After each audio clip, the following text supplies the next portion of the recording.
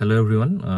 সকলোৱে ADRE 2.0 ৰিজাল্টৰ বাবে নিশ্চয়কৈ ওয়েট কৰি আছে।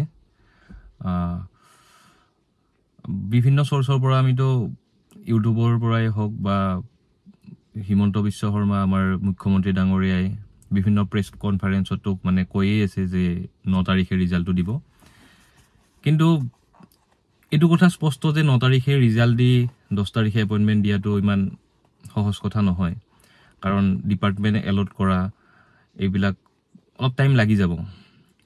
গতিকে মই ভাবো আৰু 20 তাৰিখলৈকে বিভিন্ন যিবিলাক ডিপাৰ্টমেন্টত পোষ্ট খালি হৈ আছে সেই ডিপাৰ্টমেন্ট বিলাকলৈকে তো নোটিস পঠাইছে যে কিমান কি খালি হৈ আছে, সেইবিলাক মানে SLRC লৈকে মানে ৰিপৰ্টটো মানে দিব দিছে।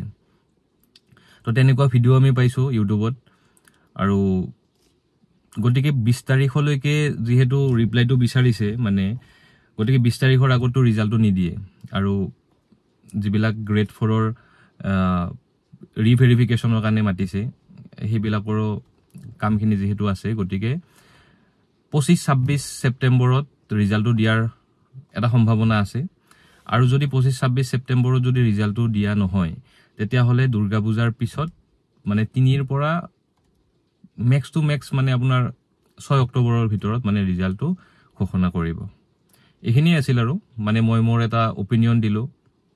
মানে বহুতে কি হৈ আছে ৰৈ আছে মানে কেতিয়া ৰিজাল্ট দিব ভাবি আছে, ইউটিউবতো চাই আছে।